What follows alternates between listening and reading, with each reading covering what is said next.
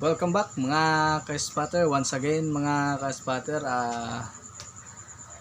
Panibago na namang video yung gagawin natin mga ka-spotter. Siguro nagtaka kayo kung bakit hindi na ako nakapag-upload ng mga spearfishing adventures mo natin mga ka-spotter. Bagamat nasira yung camera po natin at yung memory card po natin na ginagamit sa pag-vlog, bali nag-corrupt na po siya mga ka-spotter. So naghanap po ako ng panibagong SD card na ilalagay natin dito. Bali mga ka-spotter, yung SD cam natin na ginagamit sa pag-vlog, gumagana pa rin siya mga ka-spotter.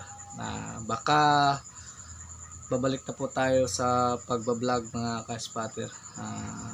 Hihintayin lang po natin yung panahon kung kailan mawawala yung amihan mga ka-spotter. So baka sa sunod na episode makapag-upload na po tayo. Bali yung status ng camera natin magagamit na natin sa susunod, at baka may bagong upload na po tayo coming soon mga ka-spotter. So sana wag kayong magsawang maghintay at sana kita-kits po tayo sa sunod na adventures mga ka-spotter. So shout out pala sa mga kapwa ko espero dyan. Dive safe mga ka-espero. Bali sana pagpalain tayo palagi sa pamamana mga ka-espero.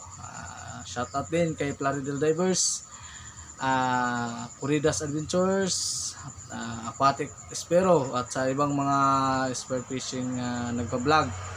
So sana pagpalain po tayo palagi. Kita-kits po tayo mga ka-espero sunod na episode at baka makapag-upload na tayo mga ka-espero.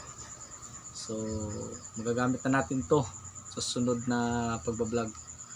So okay na to at maghahanap ako ng SD card na i-insert dito. So kita-kits na lang po tayo mga ka-espero sa vlog natin coming soon.